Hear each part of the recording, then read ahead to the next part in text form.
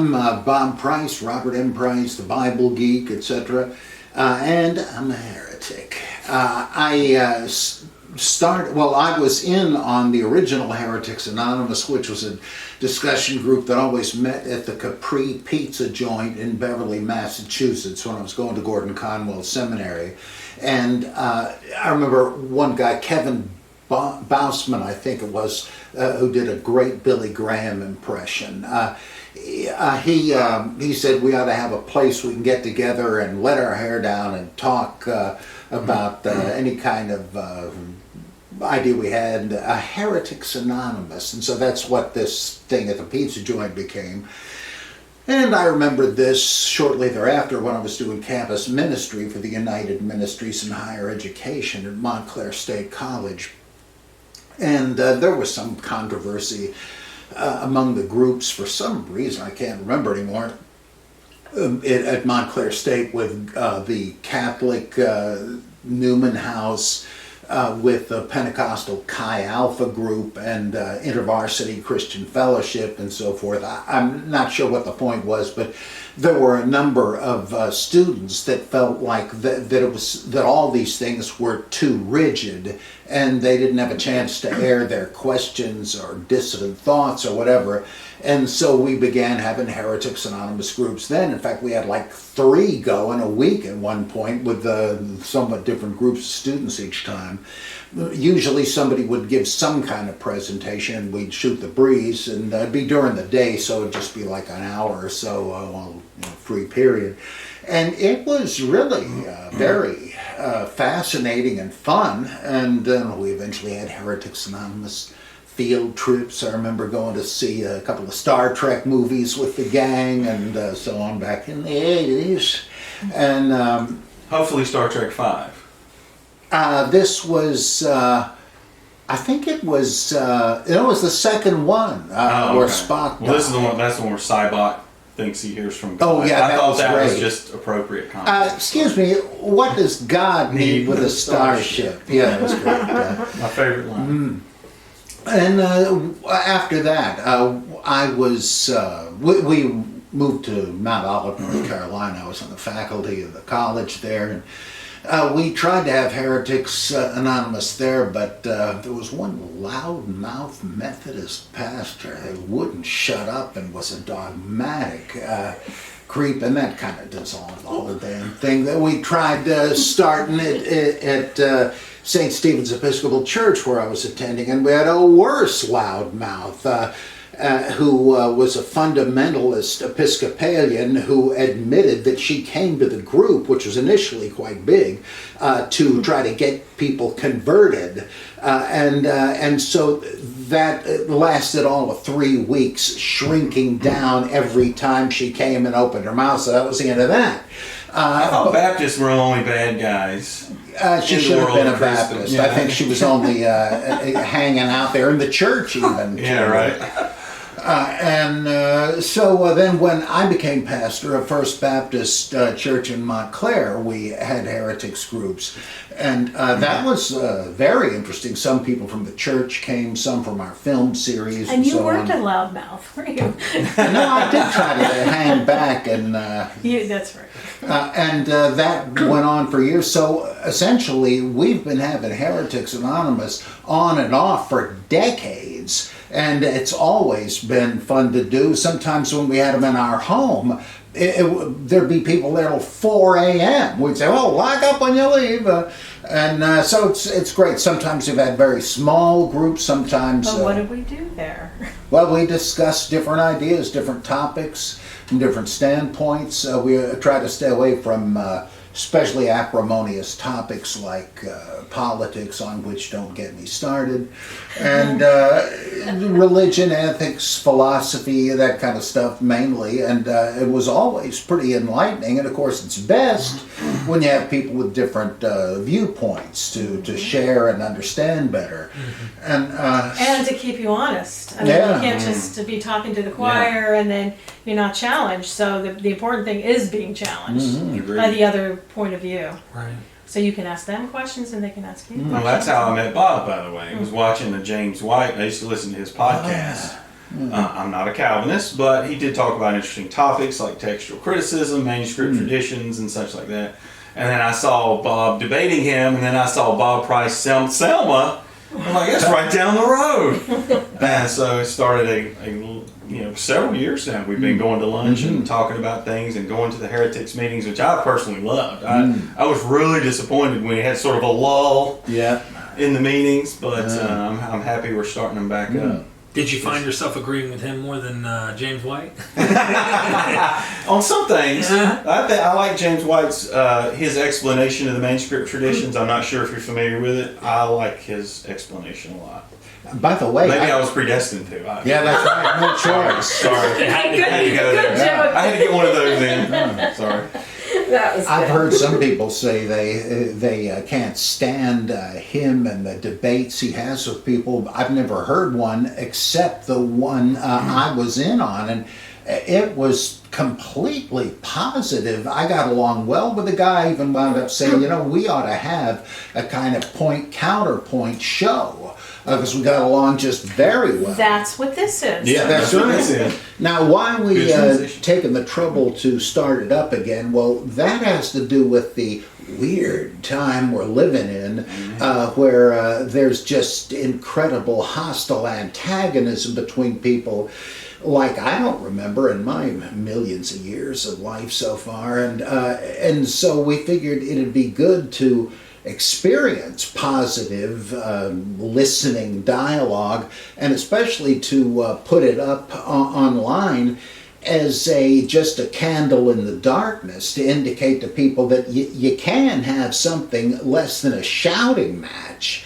Real dialogue is possible. It's not over. And maybe you would enjoy our heretics discussions well enough to start your own. It ain't that hard to do. Yeah. And to model and to enjoy real dialogue. Instead of canceling each other. Yeah. I'm sorry, go ahead. All we are saying is give speech a chance. Yeah. That's right. Yeah. Free speech. Yeah. There you go. Well, I had the idea for the first launch thing, the first springboard, and let me be as concise and yet clear as I can on this issue of whether you need God to have morality, because there's some people that don't think so. I remember once at Johnston Community College, where I was in the library for some reason. I noticed the librarian sitting at her desk reading a Prometheus Press book with something like that as the title. Do you have to have God to have ethics? And I asked her, how'd you learn about this book and what do you think of it? And she was some kind of Baptist, I think. And I said, well, I really must commend you for looking into another viewpoint and so on. Well, it is a great topic. Here's my take on it.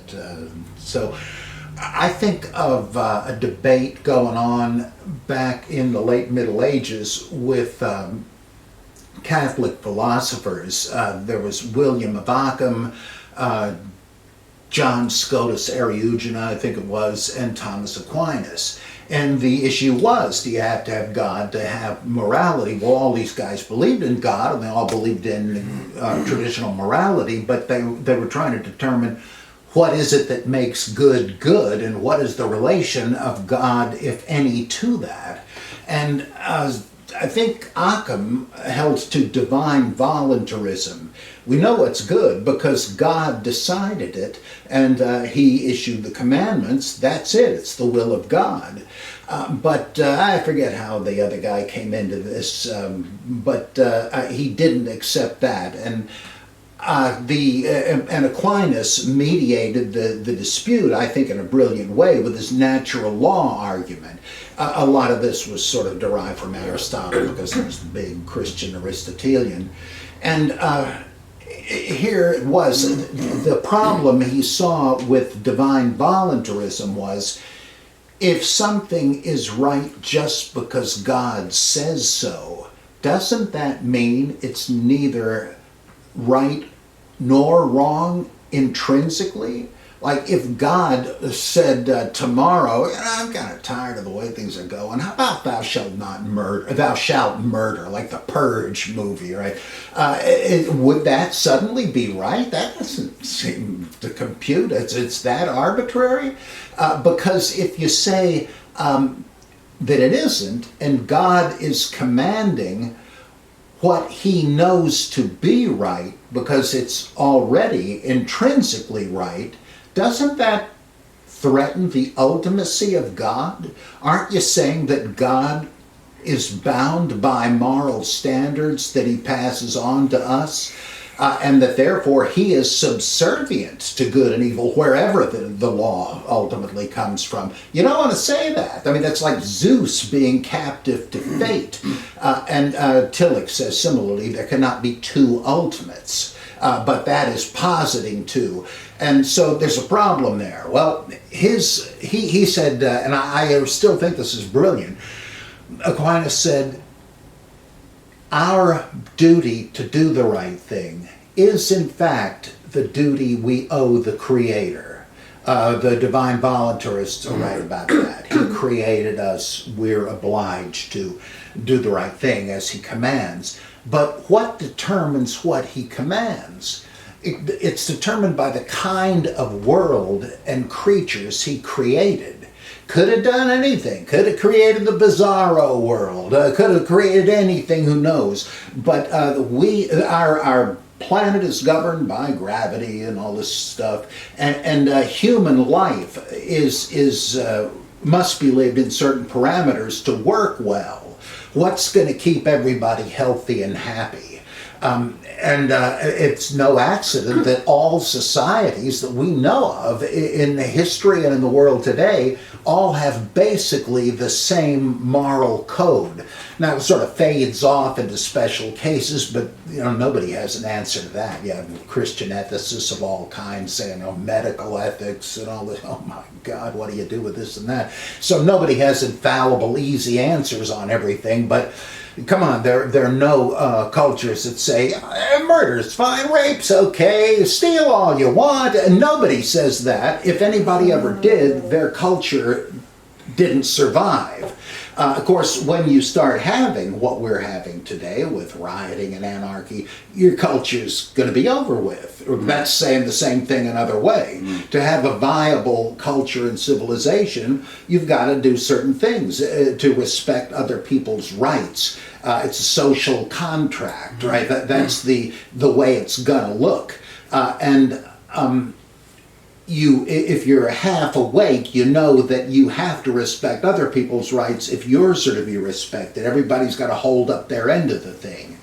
Now, Aquinas said God created people like that, in a world like that, and so the laws he issued are the optimal rules of operating human life and society. That's why he chose those. They are intrinsically beneficial, let's say that first. They're pragmatically correct. That's what's going to work.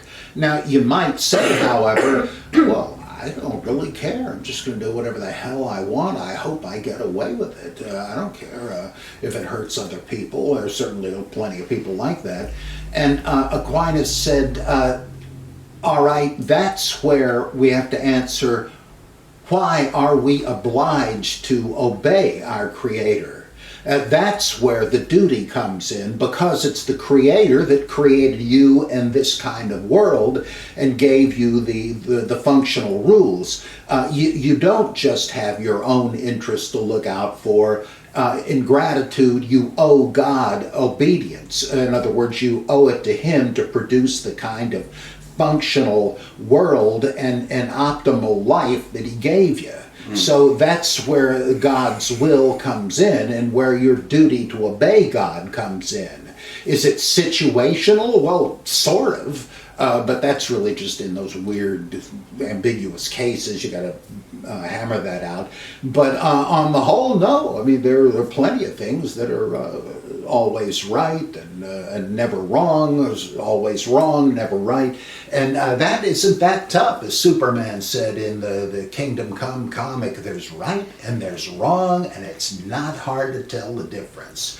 And basically it isn't. And so I say that that's brilliant, the natural law ethic. There's supernatural law, but then governing our affairs is natural law. Now, do you need God for that? Well, that's certainly part of the original theory. But I think that if you don't believe there's adequate reason to believe in God, you still have the same basic scenario. We do have human nature. It's pretty much the same with everybody. Human culture has to run the same way to be functional. Now, so what are we lacking? Well, the absolute obligation to do the right because it's right, and so forth. We're lacking that, but I say we don't really need that. If we admit that, look, we've looked at what works in life, we're teaching. Well, I have to say something here. I didn't know how long you wanted to go. Let's make it like a real heretics meeting, start interrupting each other. Yeah, that's fine. That's fine. I'll try not to belabor. To me, the conscience is key. Where do you even get the idea that something is wrong? It's because I believe, and as the Bible teaches, Romans chapter 1 talks about creation being evidence, and Romans chapter 2 talks about conscience being an evidence, and of God's creation power and His programming us with a conscience. So you have it whether you believe in Him or not.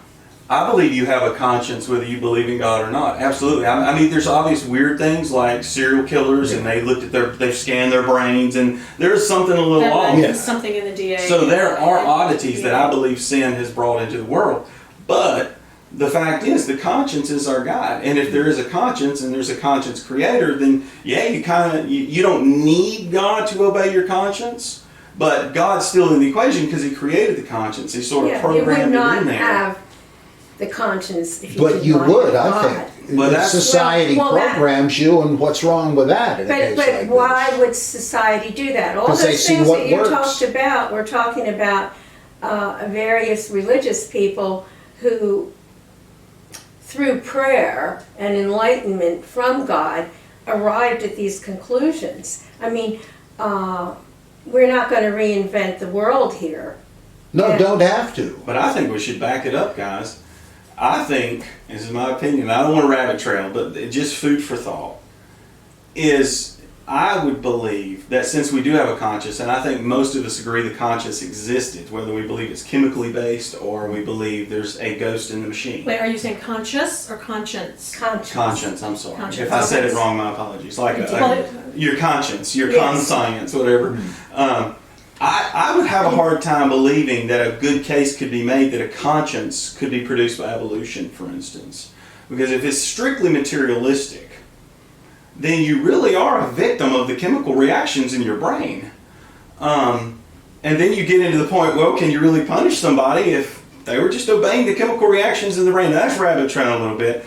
But I think those are considerations that maybe later on in the discussion or another discussion we can do. But I mean, where does the conscience come from if it doesn't come from God? Well, you don't think that it could be through socializing, that people learn habits, and then also they learn to, when breaking these habits, sometimes there's, like huge sanctions, and, it makes people fearful, right. And it's really, like instilled in them. Yeah. So it feels like it's in the DNA, but it's something that through generations has been passed down. Do you draw the line at humans for consciousness? I mean, do you think all animals have Conscience. So conscience, having conscience, morality, right? Yeah, I have chickens, and one thing I find fascinating about chickens is they have personalities, right? But no courage. They're chickens. They're all chickens. They're all yeller. But we do notice, but they don't seem to have concern about death. They don't seem to have a concern about right or wrong. That's called ignorance. And they steal from each other. They peck at each other. The pecking order is a very real thing if you do not know that. They're mean to each other sometimes. But to them, from what I can tell, there's no morality at all. I believe this is a special God-given thing to humans. So I watched a documentary not too long ago about a war that took place between two chimpanzee tribes, and it was really fascinating because I had my wife watch it. She didn't believe in evolution at all. She was like, she didn't know enough to say that could it be. She just was like, no evolution. I don't believe in it.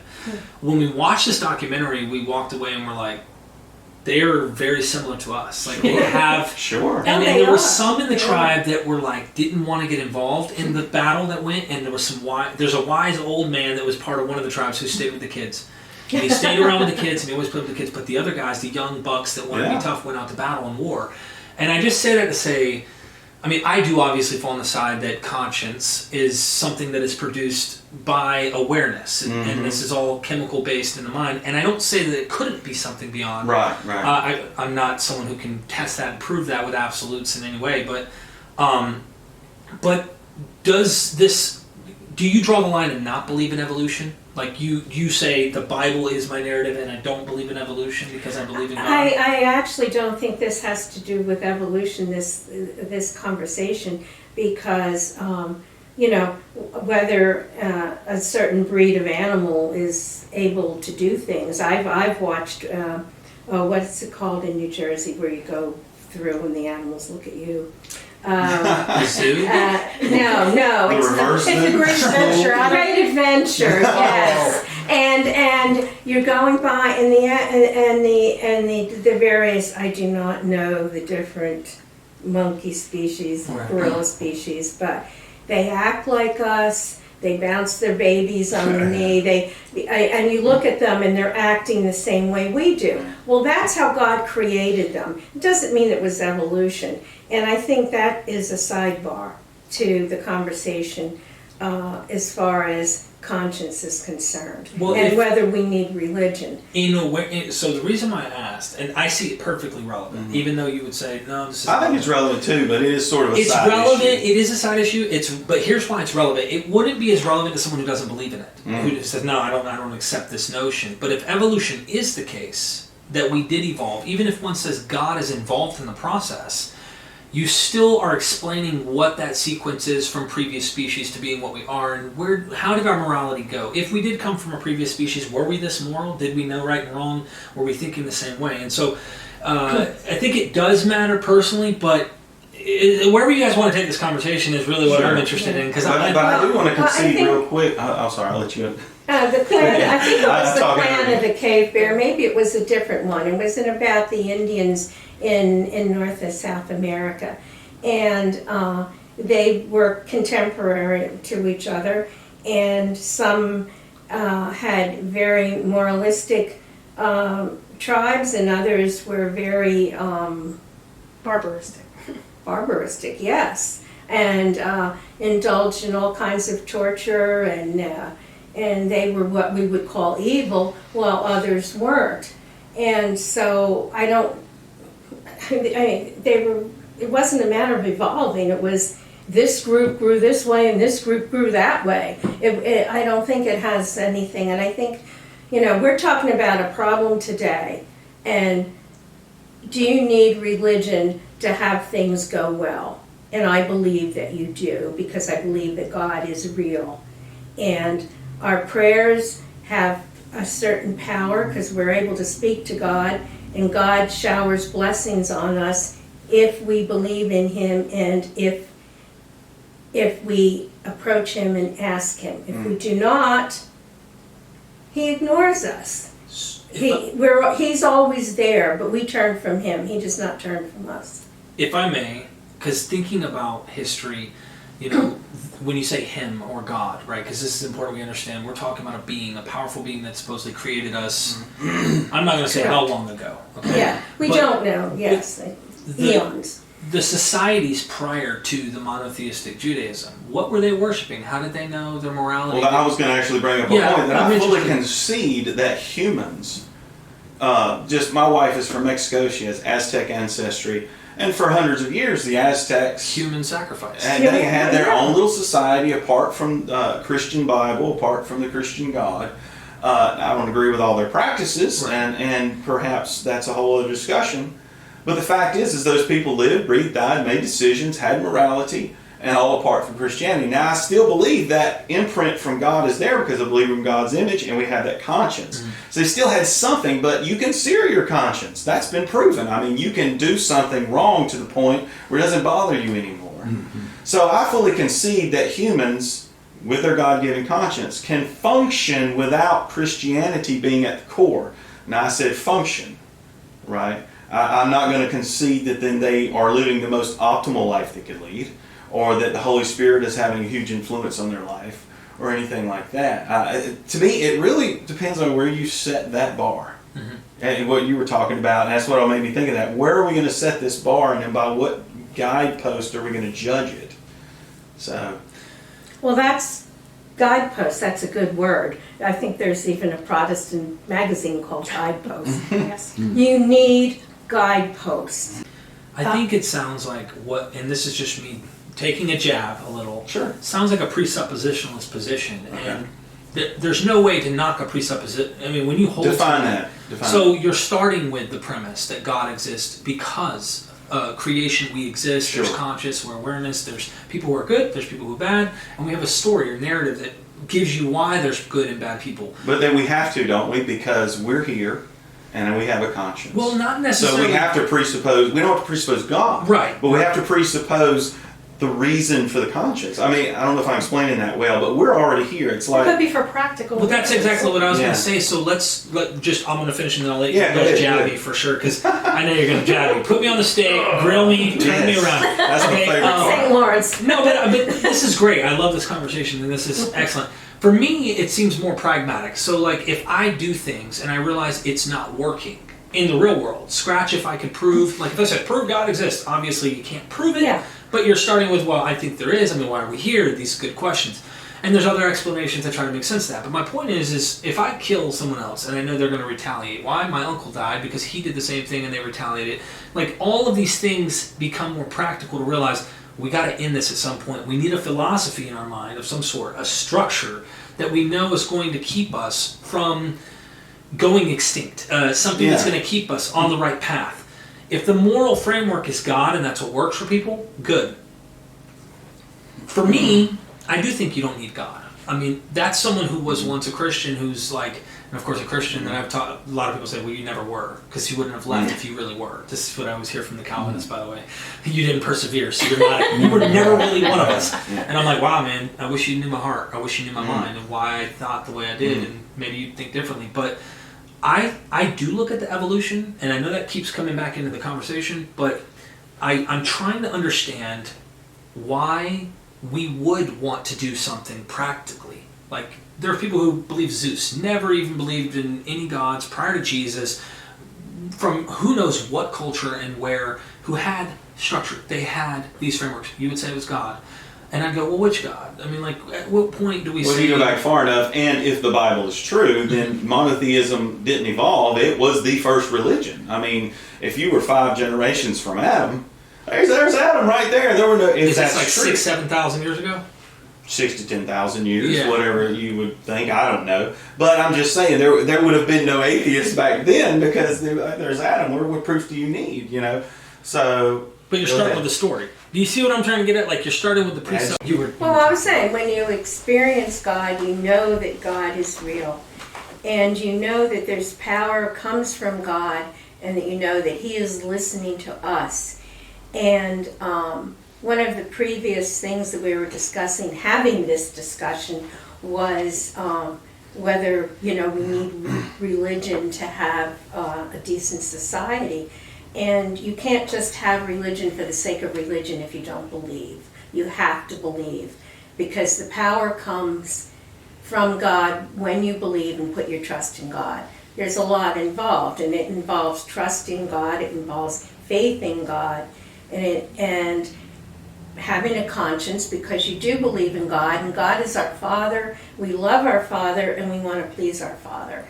And if we're not pleasing Him, we're sinning. And if we sin, evil begets evil. And society deteriorates. And we are seeing that before us. If you look, and it's... When sinning happens, and sinning, we might all agree on what constitutes a sin, and we would all agree that when that's being practiced, society disintegrates. So if we were to agree on what good behavior is and we all followed it, wouldn't that be what we're trying to get at? Would be some but the people- question is again is do you believe there are people who I take it you believe that no one is able to be a moral person if they don't believe in God? Well, I believe God gives us the strength to resist temptation, to keep us from sinning. I do believe that. I also know practically there are people who don't believe in God, but because they live in a moral society, which is decreasing all the time, but because they live in a moral society, they go along to get along. But that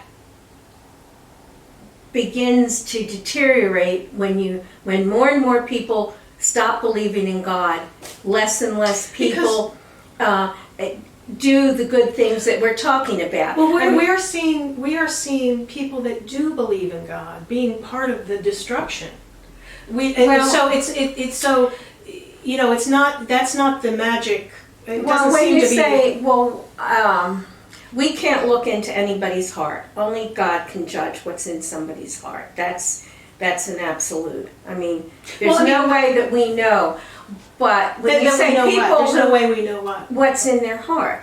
Well, but there are people who claim to be God-fearing religious people who are going against God. They're actively sinning. You've seen it yourself, Mom, right? You've seen people that you know that are, Catholics or they're believe in God, we see and it they cheat in on their politics. taxes. We see it in politics. Well, we're kind of looking at the big picture, and we're looking at society. And do you need God? Well, when a person mouths that they are a good Catholic, but they defy all the tenets of the beliefs of that religion. Do you really know? I mean, they claim to believe in God, but are they believing in God? To me, it's like this, and you said it earlier, pretty interesting about a father letting our father down and sinning against God, who's our father, and he's a good father. I was researching recently and I had a scholar on who's Andy Thompson. He works with Richard Dawkins and other guys that I'm sure you've heard the name. Yeah. Mm-hmm. And he was talking about the sociological aspects of this stuff and the morals that we have and all. And he was describing, he showed a lot of images of Christians in church who either Catholic Church are on their knees and they're being obedient, or Christians who have their hands up and they're reaching up to a parent. They're looking for a parent. All they're doing is looking for something that is the next level above their human parents. To me, I see very good natural explanations for why we're reaching beyond and assuming agency beyond ourselves. Yes, that's a good instinct. You see what I mean? Actually. And so I think, I want to always make my father proud. It's kind of socially instinctive for me to want to make my father proud. And I can sin against my actual earthly father. If you want to call sin doing wrong, disobeying my dad, things that I know he asks me to do, I want to do right. Because he wants what's best for me. To take it the next step further is to say there's something out there bigger than my earthly dad that exists. And I want to be obedient to that. And I don't see anything wrong with that kind of notion. You know what I mean? I understand that because that's what I came from. But at the same time, I'm trying to go, I think we do that for natural reasons. I don't necessarily start with, that's because God made us that way and that's how we need to go about it. You know what I mean? I'm looking at this from a natural explanation. Well, I'm sympathetic to a point because I don't think you need to super spiritualize everything. But I have to always come back to the fact that we are created a certain way. I mean, these instincts, these conscious, the conscience, all these things come from somewhere. Where would the idea of God even come from if evolution was true? I mean, you don't think you could come up with that? That's actually but wait a minute. Think about it, guys. Now, this is a different debate, and I don't want to go too far, but I'll say this. In the scientific materialist view, you only know what you've been taught. You only know what you've seen. Of course, that's pretty much all of us all the time, even with God in the equation. So you could say, well, well, there's no such thing as pink elephants, but there's pink and there's elephants. I'm just combining things that I know. But where did the idea of God, where would it have come from? Just because you can't explain something doesn't mean you automatically apply God, because you wouldn't know if he was even an idea. Yeah, agency. So we assume this comes down to another evolutionary product that we have to survive. It's a survival mechanism. If you and me were cooking at a 10,000 years ago in front of a fire, and they're all over there, and we know our women are going to reproduce to make us more children, and we're feeding them because we're the men who go hunt, and we hear a little noise in the bush, we're going to assume it's a beast trying to get us or our family.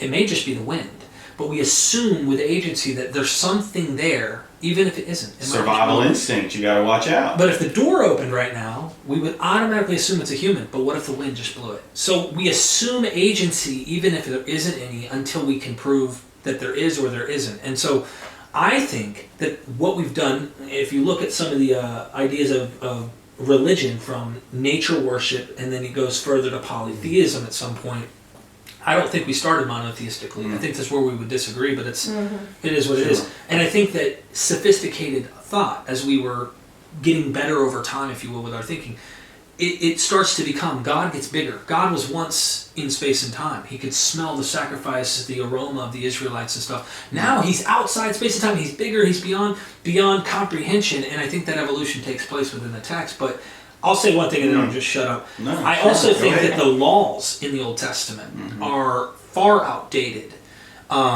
Even when I get in this debate with Christians all the time, and now I have these scholars come on, even Christian scholars come on, they're not fundamentalists. And they recognize that what was going on, the practice of slavery, was not just this indentured servitude where people were like, I owe money, let me work it off for 7 years and become your slave. Real slavery took place in those times, and the Bible has the condoning of these concepts. And if God is all-knowing and knows the future, is he evolving with us? Is God open theistic? He's changing over time? Well, Christians will say no. I mean, very few Christians I know are open theists. But he's set up these laws given to his prophets and his people where there's like no slavery at all. We have places in, like, for example, Leviticus that has you can own an Israelite as a slave, including women and men. And then Deuteronomy changes it, and it goes, look, no more owning Israelite slaves. You can only own foreigners, which is it's starting to go in the right direction, but I'm seeing change even within the Bible that takes place. And the New Testament does something even better. But weren't those laws of man and not of God? It's in Leviticus and Deuteronomy. And that to me is a whole other debate. But it touches morals. But it does touch morality. Right. Agreed. There's a lot of I just talked about this church tonight. All the laws, there's ceremonial laws, there's judicial laws, there's moral laws. But as far as your conscience, you're not obligated to obey the Israelite yearly tax or whatever, but the moral law is part of your conscience, and that's when it says certain things are wrong. That's where I believe that lines up with the conscience. But it's a written record, so there's not much arguing about it. The Ten Commandments. No, way beyond the Ten Commandments. I think anything that requires a judicial penalty would be part of the moral law. So, there's some things that are a little sticky, but as far as the general idea, don't kill, don't steal. If you kidnap somebody, there was a judicial penalty of death. Right, so that's what I'm talking about a little bit. I don't want to derail you too much. No.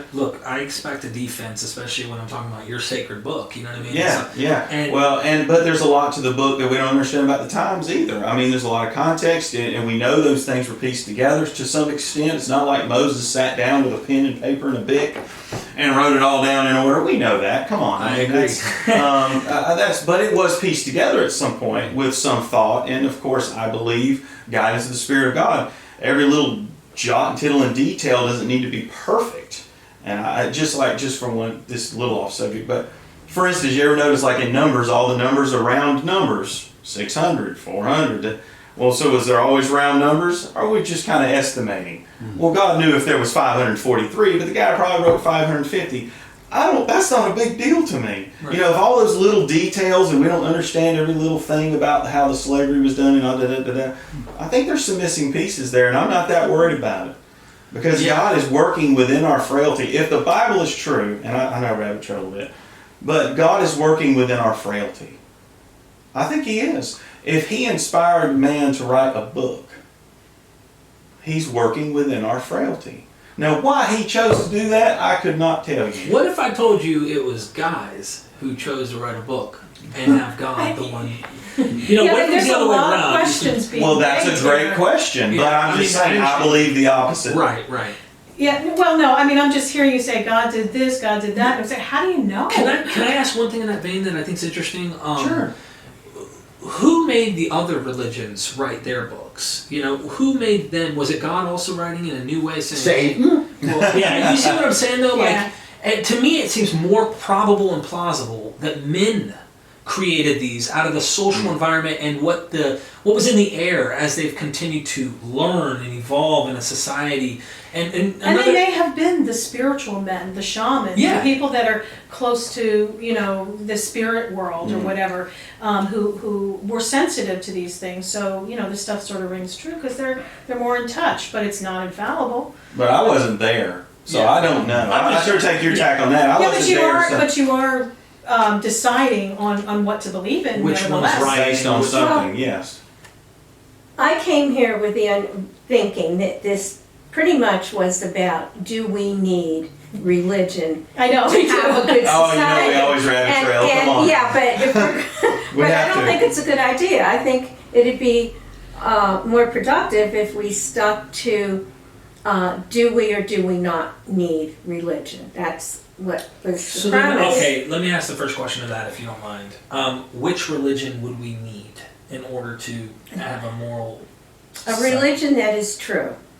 And which one is that? I'm just kidding. It's her religion. Well, you know, of course it is. But you know what I'm going to say. I know. But I was, before we ever got started, I was going to suggest that we make certain stipulations. And one of them be that when we speak of religion, we're talking about religions that believe in God and that follow to our civilized consciences good form, as opposed to those religions that would kill people without jurisprudence. You know, like if you felt that it was okay to kill your wife, for instance, which we know there is a religion, we won't mention its name out of political correctness, but that religion allows for killing people randomly with no trial. Go ahead and say it, the Presbyterians. Yeah, no, it's I not came out of that. Yeah, and if you go back into, you know, you mentioned the Aztecs, and I don't necessarily know the difference between the Mayans and the Aztecs, but they took innocent people. There was no trial. It's just like, we're going to take these people, Right. we're going to take them up on the top, and we're going to cut their heart out while they're alive. Well, no religion like that, but any religion that follows, according to today's standards, good form. I'll put it Well, that Buddhism way. would have to be in there, but they don't Well- believe in God. You just said Well, they believe in God. yeah, that believe, obviously, because we're talking But about. you have to have a standard. And this is my opinion. I think the Bible backs it up. But even if you don't believe the Bible, your standard has to transcend you. Period. Can it be societal? Yes, absolutely. And I think even if you just look at this from a purely human level, you could pick any religion that has the general idea, and people could function and live well. I'm not saying that that's not possible. But my main point is that your standard has to be above you, otherwise it changes every time you want it to. And I've seen that a lot, sadly, and I think that's where some people would say it's a weak point for atheism. And I'm not saying this dismantles atheism. I'm saying it's a weak point is because your morality, you can have it, and I'm proud of you for having it. But at the end of the day, you can change it if you want, and there's not really a big deal about There that. has to be an anchor. There has to be a and that's why I think when I've argued on Facebook a lot, people are just wishy-washy all over the place, and I'm thinking, guys, because I used to think if you could get people, I used to think in the heart of hearts, everybody really wanted freedom, and everybody could agree with freedom. And I've learned that that's not true. No, and we're seeing that in space. Yeah, it's that's a what I'm weakness. saying. It's actually So people don't Yeah. believe in freedom. Right. And what I'm saying is that goes back to the transcendent thing I was mentioning. You've that's got because to they have are properly parented. You've got to have a foundation by which you judge things, make logical Yes. conclusions, Yes. Okay. philosophical Point made. conclusions. Now, I don't have a God that I believe in. You might say I I do believe in a God, because a lot of Christians go, no, I don't care, there's no real atheist. But I no longer believe that a God exists. But you have a moral standard, right? I live a moral standard. In fact, to be honest with you, when I left Christianity, I've done more like humanistic things. I've helped more people than I ever did as a Christian. You might say I'm borrowing from the Christian worldview, but I personally, honestly think that I'm borrowing from the developed morals of our society, period. Like, for example, I used to think, and I'm going to say the word, I'm not going to be shy, sure, faggots. Right. Like that, with that, homosexuals, and it had a grotesque tone because the Bible condemned it. My father raised me that way in the Green Beret Special Forces, and now I don't look at it that way, right. And I don't see them that way. I don't think that their actions necessarily are some, there's a place for you, buddy, if you don't change your and I'll tell you actions on what you're something, I doing. think that sometimes, a lot of times, when you get out of a confined structure like that, your maturity is enabled. Well, you learn things. I'm not saying you get all of a exposed sudden to different viewpoints. Yeah, exactly. And I Yeah. think that having an anchor But in being able something- to accept it is another thing, not just the exposure. Yeah. But, I think I was anchored in so deep into something that didn't allow me to be beyond this confines of here's our morals and these are our standards, and society's not that way. Well, I'm Can not I saying you address can't what you change. said? Please. All right, Christianity does not say that we can condemn anybody for their sins. We are Right. all sinned. We all sin. We've all fallen short. And we are not to judge these people. But because we believe in God, we believe there's an afterlife, we believe in heaven, and if you commit sins, and certain sins separate you from God for eternity. Mm-hmm. So what the Christian religion wants to do is save people from hell, from damnation. So therefore, we have a duty to try to help these people, and if anybody does anything to harm them or hate them, that's going against Christianity. And it's false Christianity if we're brought up to believe that we are to hate anybody, because all of us are God's children, every single one of us, and God loves us all, but He wants us to be holy and pure in His sight. So it's false Christianity when you're taught to hate homosexuals. I agree. Yeah. That's Yeah, I ridiculous. think you're right. I also, this is where I guess I would have a little bit of poking in on the New Testament. Paul, Romans Sure. chapter 1, verse Sure. 27. Man with man working that which is unseemly, burn to their lust one to another, and women with women. Some people interpret that to mean homosexuals, and Sure. gay women, gay men. Paul is viewing them, he may not be judging them himself, but he's already viewing them with the lens of the moral anchor he has from probably the Old Testament, from his Judaism, who knows, or whatever it might be, but he's viewing these people and he's going, these people right here are bad. I think he's given it as an example of what happens when society deteriorates and the family deteriorates. I believe Yes, that's what he's doing. He's not picking on those people per se, Right. but he's using that as an example as when society turns reprobate, society turns everything around into the pure, all things are pure, but the impure, unbelieving, everything's And defiled. I don't know chapter and verse like you three do, but I do know that God says when you turn yourself over to sin, you pretty much, and these are my own words, lose your mind. And we see that happening before our very eyes. As a society, you can. Yeah, well, But- you can see it happening. But going back to the transcendent thing, I want to make clear that I think you can change your values that you hold above yourself. Mm-hmm. Just as you talk about how you grew up in, you got out in life. I know a lot of friends that have been in the military, and it changed them. They grew up in little towns, they got in the military, and they met other people. I've even had one friend say, he was a little bit racist growing up, and he got in the military, and he worked with all these guys, and his life depended on them, and he got to seeing how stupid that view is, and it changed him. So I'm not saying your transcendent views can't change, but I'm thinking you got to have them to function. Otherwise, you're everywhere, you're here, you'll change, fornication's wrong, but it's me. I can get away with it, So you got to have that. You got to have that. And I think that's born of a conscience. I'm going to keep coming back to that. Well, no, conscience is very important, and it's a God-given gift. Well, what is happening? How do you describe what's happening? to believe in God, it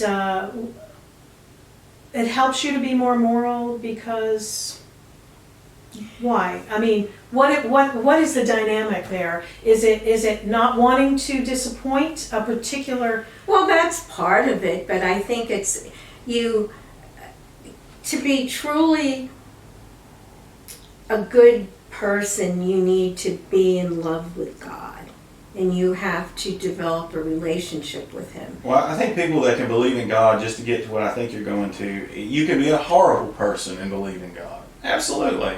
They Yeah, believe and they tremble. Yeah, Yes, that's what I'm saying. that's So true. I think where you're going, in my opinion, you can correct me if I'm wrong, is the fact that we're talking about sincerity versus insincerity, and we're talking about real versus hypocritical. Right, And- right, Yeah. right. So wait a minute. So a person that tries to live a good, decent life is being a hypocrite or any of these No, things? How are they being no, hypocrite? No, I don't know. I thought you were answering my question. Oh, okay, I'm sorry. No, like how does it help your behavior to Well, We're saying it can. Well, first of all, but say must you believe in God to be a good person? And I keep hearing, well, you Again, can't, you really can't. it depends on what your I standard mean, of good is. What are you calling because- good? No, not one. Exactly. Yeah, what are you calling good? What are you calling good? It's like predestination. There's God's view of it and there's man's view of it. In morality, there's God's view of it and there's man. Bob is a good friend of mine. He's an atheist. I'd say Bob's a pretty good guy. But when Bob stands before God, God's going to hold him to a different standard than I'm going to hold him to. That's all I'm kind of saying. Well, You know what I mean? first of all, I don't believe we can hold anybody to a standard. I mean, Yeah, but you know what I'm we saying. can have expectations, Sure. but it's not up to us. But you know what I'm saying. And the two of you, atheists that you call yourself, have been formed by Christian principles. And I would say, yeah, to some degree I have. I mean, I was raised that way. I'm not going to deny and so it. was Bob. I also But are disagree those- with some of the things that I was raised with, the way I viewed certain actions. I don't think homosexuality is bad, whereas you guys would totally disagree Well, with me. I would disagree with you on several levels, and I'm a nurse, and believe me, I know a lot of things that you guys may or may not know, and I'm not going to go into at this No. point. If it's Make it kid friendly. And let's just say it takes an average of 20 years off your life. It's a danger. It's dangerous, and I don't want to. That Yeah. isn't what this is about. No. But if it's so good, it wouldn't have the bad fruits that it has. And I'm I talking think- about the fruits of the action Sure. are bad. I think the same can be done with heterosexual sexuality as well. People If get it- if STDs all the time. There's But tons of that's stuff from a But that's sin, But yeah. that's sin. I mean, there's guys who end up getting with a woman who might end up giving them something that they They shouldn't be with a woman unless he's married to her. So these are moral constructs I think we've learned our lessons from. Or I think this has evolved evidence to say, so look, it- I don't think in that area we've learned a thing as a society. well, look, I mean, there's for example, there are animals, for example, that practice same-sex. It's like a common thing. There's some that do and some that don't. Right, and that's why I'm saying I don't see a moral issue The in ones that. that don't are Christian animals. Yeah. This what Cecilia is saying about the medical effects and repercussions and all that. That is why I do not entertain talk about homophobia.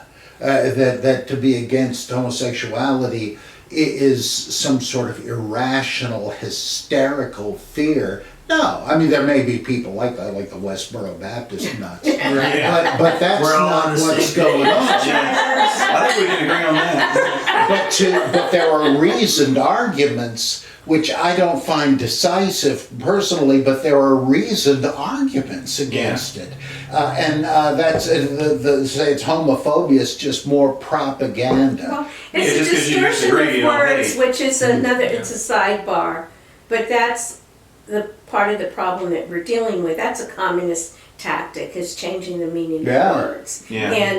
And homophobia is not what we're talking about. Yeah. No, of course not. And to call it that, I mean, it's like if you happen to be of a conservative bent, you're homophobic, you're a racist, I mean, this is all nonsense, Yeah. but people have come to believe it, and I think there's an ulterior motive. Yeah, I think the Sidebar. Bible teaches me to treat people. It says, "Don't be a respecter of persons." So I take that to heart. You know, I treat everybody. I try to be nice to everybody until they're not nice to me, and even then, I might not be. I might be nice to them, like Jesus said. Depends on the context. I have to defend my family, but in a personal situation, I might turn the other cheek. Right? There's wisdom. You have to. Each individual situation is an individual situation. So I treat homosexuals, I'll tell them in a heartbeat, I think it's wrong, I think it's non-productive. You put two on a desert island, it's the end of the human race. It's not a lifestyle, it's what I call a death style. You cannot produce children. And it is a death style, and for a lot of reasons. But that is a person made in God's image, whose soul is worth invaluable amounts of gold. And worth saving. And that's the Christian viewpoint. Exactly. You want to save their soul. You treat them nice, you treat them with respect, just like I would the Muslims I worked with and everybody else. So I know we really sidebarred on that. No, you're fine. But I think my conscience tells me to be nice to people. Yes. Yeah. I agree. If religion were only, focused on the kindness and the actions and not out there trying to tell everyone else how they're wrong and right, I'd have less problems with religion, I think. But Well, see, what I would be looking for is how to, because you're saying we all fall, we're not perfect, but what about, we want to be moral. What does Christianity tell us about how to strengthen our will to carry out these moral Well, behaviors? for one thing, actually, it asks you to surrender your will to God. And in doing so, He gives you the strength that you need to do whatever it is He calls you to do. Well, Paul even went further, right? He said, I beat my body. I keep it under subjection. do you think it's possible that we might evolve our morals better than what we find in the New Testament? Okay, I'd like to pick up something I threw out there that no one Yeah. followed up on. Okay, go ahead. We'll come back to that. Don't forget. No, that's what it's related to that. Okay, I go think, and that was the question of: do you think you can set out to design choose mindfully, adopt your standards to live by? What's to stop us from doing that? Well, except that it's not the habit of people in our culture exactly. We're not taught to do it. But, it's something that you can do. Do you think it's possible to live a moral life if you have the intent to do so? Yes. They would just say that's God. I think it's difficult, though. I think it's difficult. I think you need the strength of appealing to God. Well, I would have to say, well, I observe that Christians are not, that's not helping them. I shouldn't say, many Christians are wonderful people. I'm not, saying that Present company exists. Yeah. that it's a big failure or People like anything. me. I would say that their religion does help them. I think it is a good thing. It's a good thing in society, and I would not want to abolish it. If you asked me if we could take away religion right now and everyone become an atheist, I would say hell no. No, yeah. You know what I mean? Like, Because we don't necessarily improve anything. Yeah, no, you're asking for chaos. Sorry. Yes, I agree. I agree with that. Well, Sorry. No, you go ahead. I've been talking enough. well, no, to answer what you're saying, I think we have to understand about Christians that not all Christians are born saints. And you use the term evolution. Well, Let's just say use it- nobody's born a saint. Let's just, but you were asking about Christians, and so Christians have to have a no, chance. I wasn't asking about Christians in this Oh my case. God, I'm sorry. I'm sorry. No, She's making a general statement, I believe. But what I'm saying is that whatever your religion, belief system, morality, conscience, you have to develop it. So you start out as a baby, so to speak, and you grow to be a child. So you have to be actively involved in your... You have to practice yes. it. You have to Sanctification. practice it. There you go. Right. And it's a process. I know a little bit. There you go. Some Little bit. people evolve very fast, and some people very slow. Some people don't even get started until they're in their dotage. So, Right. yeah, so you can't say, oh, well, I know all these Christians that don't do things right. It's because you go from conversion to conversion to conversion. And so in the meantime, we struggle and muddle along. Yeah, and I would just say that for atheists as well. It's like anybody. Well, yeah, but does the average, I'm asking, I'm not saying it's not true, but you two are not what I would call typical atheists. And from what I've gathered from some writings that I've come across, that I don't hear the striving to be better. I just hear the licentiousness of...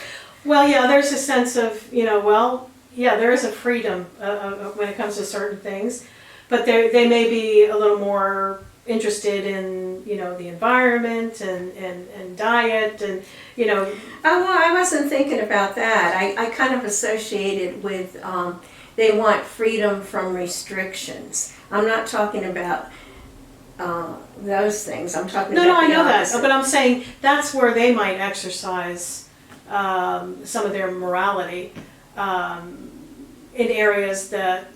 Where you guys are searching to save people's souls in the next life, many atheists are focused on the right here, right now. And there's good and bad on both sides, because some are so focused about the afterlife that they're not even focused in this world. Right. And Yeah. you know what I'm talking about. Yeah. But then there's those who are also atheists who couldn't give two hoots about morality or doing good, and they just want to live this freedom. And to a Christian, that looks like, well, you're just trying to escape any type of moral structure that, of course, you believe God created, and they're fighting against God. And that's the worldview of Christianity.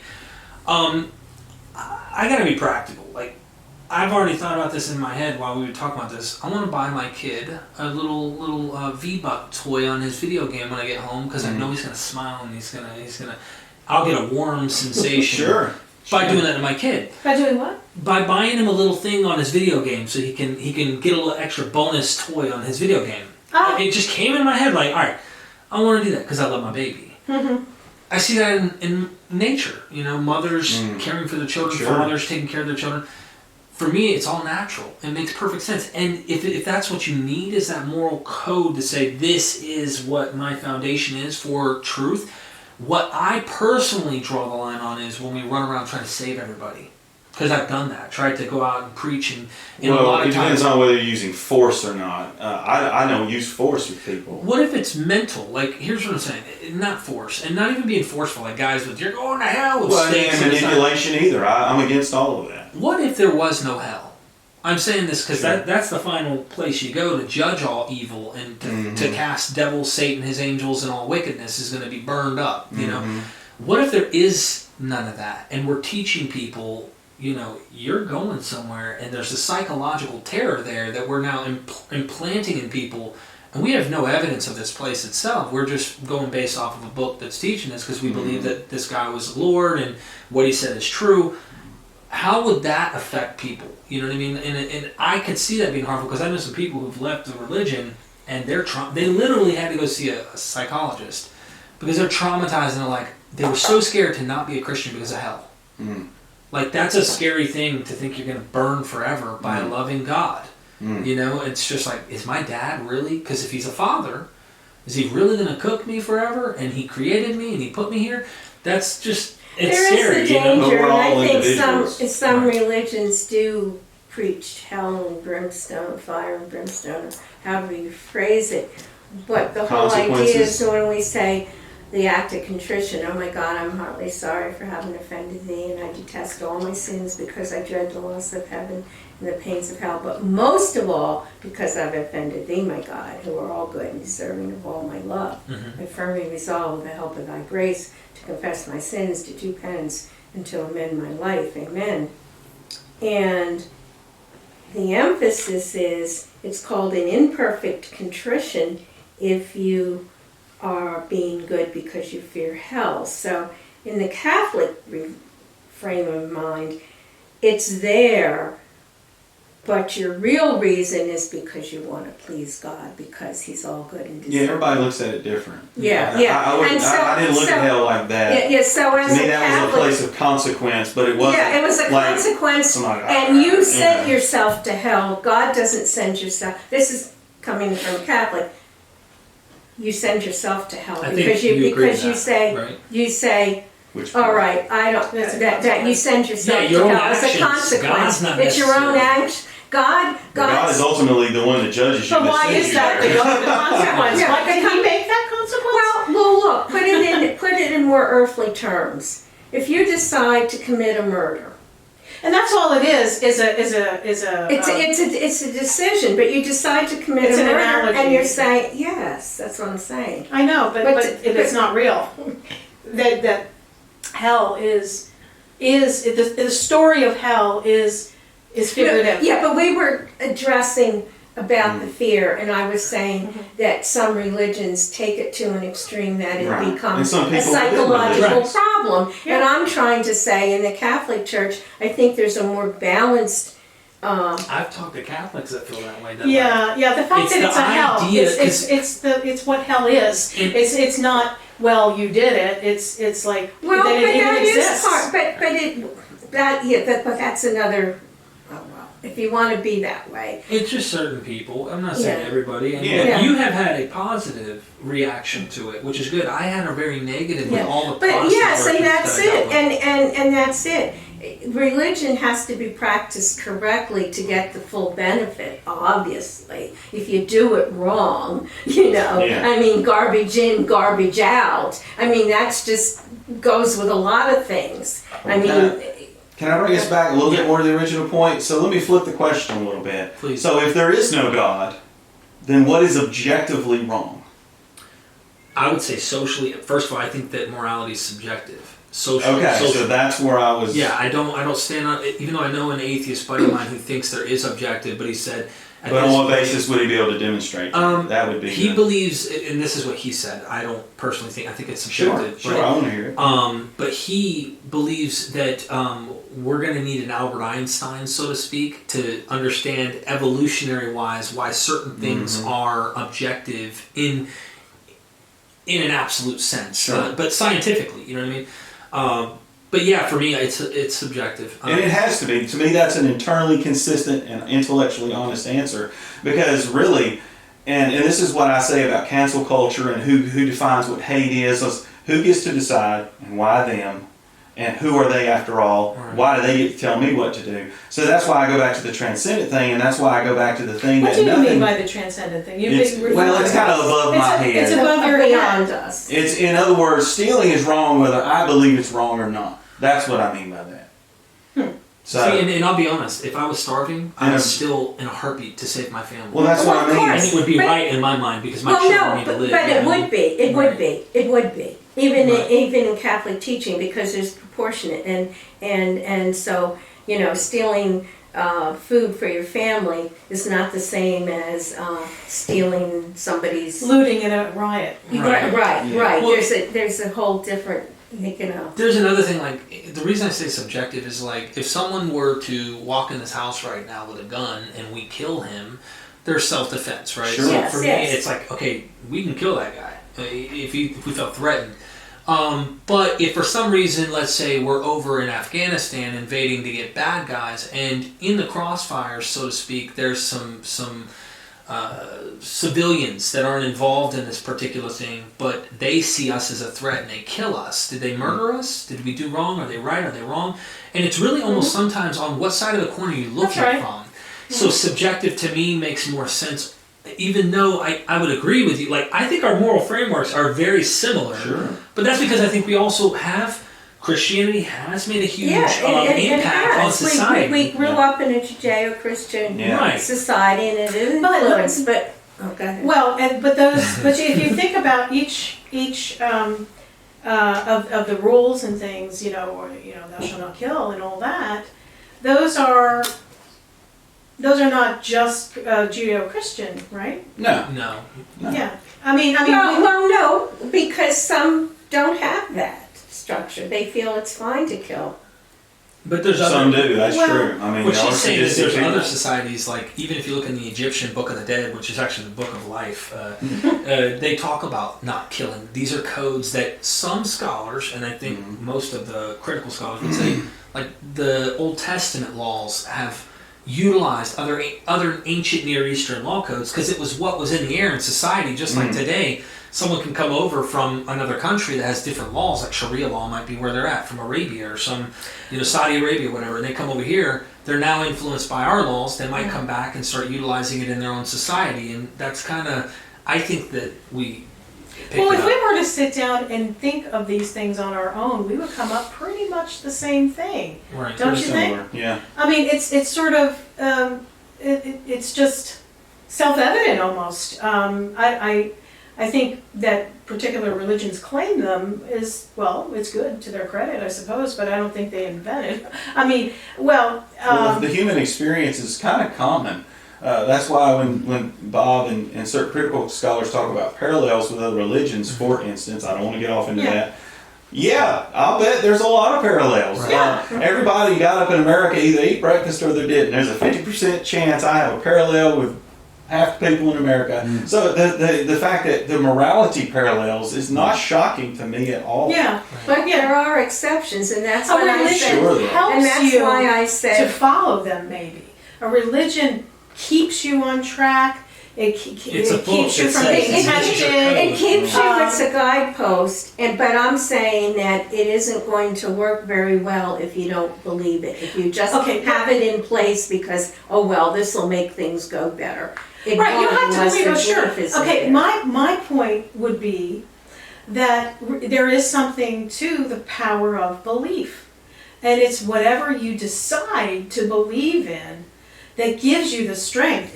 Because when you're choosing it, you're choosing something that you think is a good thing, is something you want to aspire to, or something that you think is right, that you believe in. It makes sense to you. So you will use it as a talisman. It's something that works on your mind. The action of and the act of belief is a particular power. It's something that gets set into motion that that helps things to happen. So your belief is in the Christian God, and you believe with all you've shown how much how much you believe, and so there's no surprise.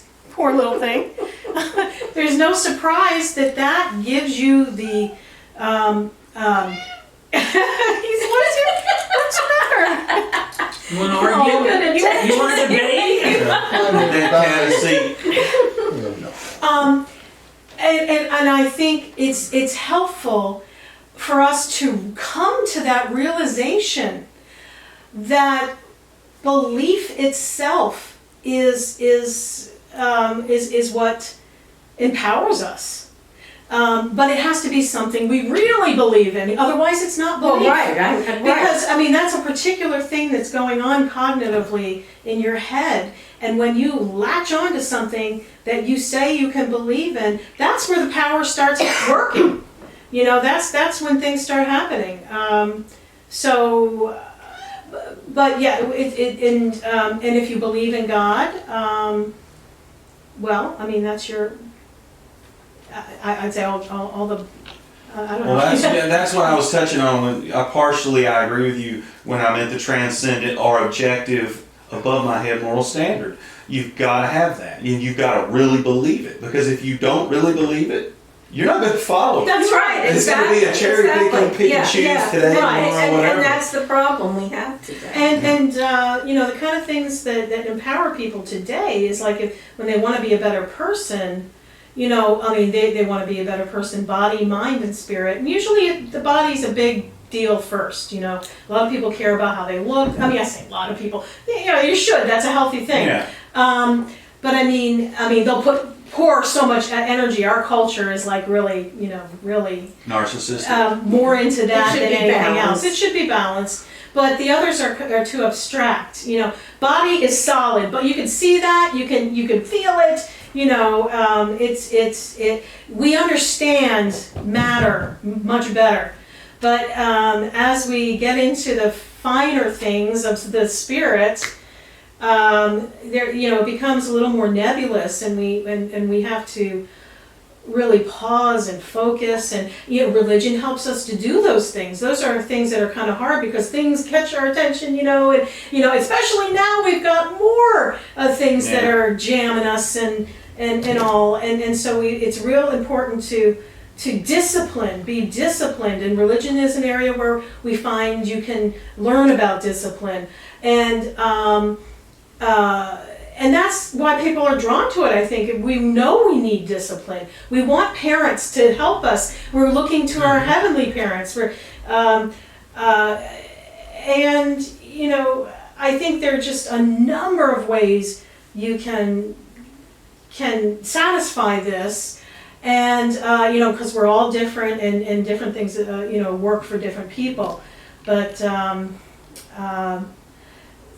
our problem in our culture, I think, when it comes to morality, this has been discussed in terms of religion the whole time. Why we shy away from it in education, the idea of talking about character is too much. It's too much like religion. Taking a moment of silence, too much like religion. You're going inside. See, again, the taboo of knowing yourself. I think that, our culture, we need to establish that as a value among all of us. It's not like, a particular religion. It's not a particular party. But we're all better off if we learn how to deal with ourselves in some way and get to know ourselves. I don't know. I'm sorry. I just felt like I had to go on this particular tangent because morality shouldn't just be relegated to religion. We should all be concerned with what works for ourselves and the people we interact with. How we interact with everyone. I have to agree 100% with that final statement there, and I hope you guys agree, is you guys know that not everyone's going to be a Christian. Yeah. Oh, yeah. But you want the atheists to be moral. You want people to be better people. At the very least, be a good citizen. Right. At the very least, just do the best you can. And I would say vice versa. You would hope Christians would be the best Christians. Yeah, right? That's what I'm saying. That works both ways. Christians do bad things too. Well, I'm not down on Christians, really. Yeah. I'm just using it as an illustration back then, as okay, since that isn't the case, why are you making the case? That's you know what I find funny about all this? Morality is like the only subject, conscious morality, what we believe is right and wrong. Yeah, there's a lot of agreement, but it is the one place where we sort of it's the Wild West a little bit. And let me show what I mean by that. Is if we have a wheel factory and one assembly line is going off one standard, the wheel should be 6 inches. Well, this other guy's got a ruler and his 6 inches are like this. Well, you're going to roll off 6-inch wheels that are all different. They're not going to make any sense. And it's funny to me that everything in math and science and everything else is exact. It's the way it is, baby. And it can't work. But all of a sudden we get morality now. Now there's no more exacts. And I'm just curious why that is. Well, that's because we don't learn things like philosophy in school where we talk about, well, how do you know what is best? We want to be good citizens. What's a good citizen? What's fair? What's best? These are all relative terms. But if we know how to think through it ourselves, then we can begin to, be better citizens and everything, and be better parents. Well, what happens when they question? Because it only works to a point. What happens when they question? Sure. You say stealing's wrong, but I want that, and that guy's got enough other stuff, and dagnabbit, I'm going to take it. Well, do you need religion to say that's wrong, or can we just say society? I think you have a conscience, but you can sear that conscience. I think you have to have a well-formed conscience, and that comes from parenting. Parenting, of course, but I'm just saying. It comes from those guideposts, or it comes from the saying that I always use when we're having these discussions is that a river without a bank is a swamp. So you have to have foundations and you have to have guideposts. Otherwise, what you just said about the wheels happen. Yeah. There's a great example of how bad our society is getting, because now we've got people saying that objectivity is white supremacy, and that racist math mustn't be taught, because the idea that there are objective solutions to problems is racist. And slightly before that, you were hearing about female epistemology, that you don't want to necessarily use the logic invented by Aristotle because he's a dead white male, and that so emotions for women are veridical in the same way that males think reason is. So even that's being undercut. And of course this is ridiculous, because without the same logic you can't mount an argument. And that's what they're doing. Secondly, this notion of why would you have belief without sincerity about it? I think the way that fits into the discussion is that it has to do with the sort of Gnostic standpoint I take, that I don't care what anybody believes unless they're terrorists or something. It's none of my business, and I don't want to rock the boat for the weaker brethren, as the New Testament calls them. If there are people that, through whatever their religion is, that are helped to be good people by it, I don't want to try to undermine that. I mean, I think there's something in The Imitation of Christ where Jesus tells Thomas à Kempis, not in these words, "Who appointed you to straighten everybody out?" And I just don't think that's my duty to do. So what I'm doing in Heretics and Bible Geek and all that is just trying to give people ideas and information that they can use in forming their own synthesis as they think best. But the last thing they should do is to just believe what I say about anything because I say it. Not blindly, no. Yeah, that's absurd. I want to stimulate their thinking. That's why I don't care if anybody agrees with me or not. Well, but the ones I don't want to rock their boat, it's what they believe is society does rest on people trying to do and be their best, at least to some degree.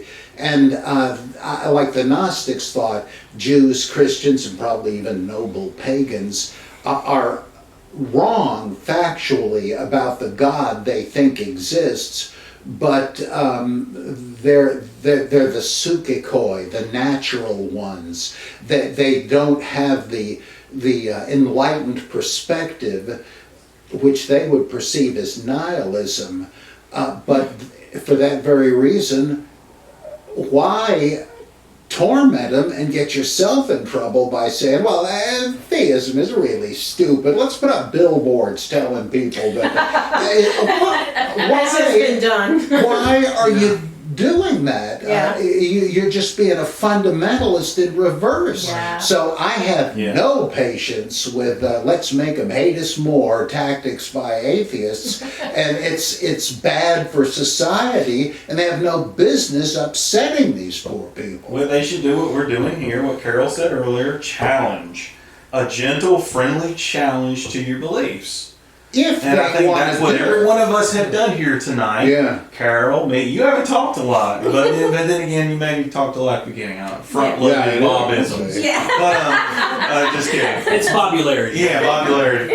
But that's what we've done, and that's all you can do in a peaceful society where you're not squelching free speech, you're not cancel culturing. That's all you can do is present your ideas, and you're going to have to draw the line there. That's it. That's it. And so me and Derek have talked about some things. He's hoping I'm thinking it through, and I'm hoping he's thinking it through. But at the end of the day, it's just a message. You can spread it.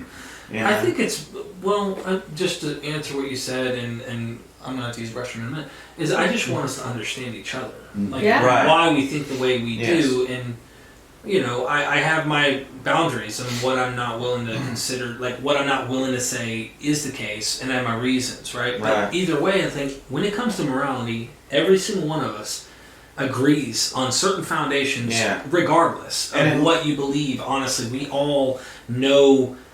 You can say, well, you're borrowing that from my worldview. That's fine. I can borrow wherever I want. I'm telling you, killing someone, hating people, racism, going out of your way to try and harm other people or even your own family. A lot of times it's harming yourself. When I was using drugs, I wasn't just hurting my family, I was hurting myself. And so, there's certain things we all are agreeing on. It's just epistemologically what we think the source for it is. We're in a different ballpark on what the source is, but we all agree it's good. So, I'm wondering how relevant it is anyway. What are we trying to do? We want. Oh, you want to use the restroom? I got water coming out of my eye. If you don't mind. Well, I was just going to go back to the point that, to me, nothing is truly wrong if God is not the transcendent, objective source of morality, because then it all just comes down to opinion. It's just opinion at that point. I say stealing's okay, you say it's not, et cetera, and then who gets to oppress the other person? Who gets to push their view on the other? Can't we reason and show reasons why? Well, like in Batman, some people want to see the world burn. Some people are not reasonable. We see you and I are being reasonable, but some people are not reasonable. We see that right now, Carol. I know that's because they're blocking it. But if cancel culture is not reasonable. If you were to put it out there, and it would speak for itself in a sense. What would? Well, different things that are being canceled. But these people their mindset is so different than ours. We can agree to disagree. Well, and be it's friendly. a tactic. It's a tactic. They know they don't have much, so they can't let them speak. They can't let them, because it might affect other people. They might start believing in when you don't have an argument, and they know they don't have an argument. They just got the might makes right, baby. They got the power. So they don't need to talk about it. In fact, they know that if you talk about it, it'll reveal them to be people that don't deserve the power. But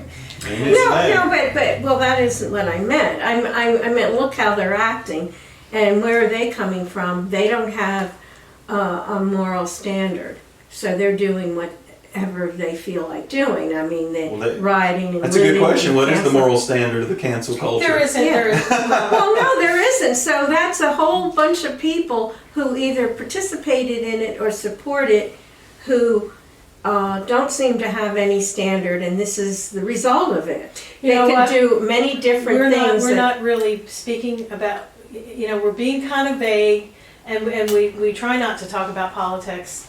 And I just wonder how we really should go about doing this. Well, you have to mention, because you're talking about cause and effect, and can you have a good society without religion?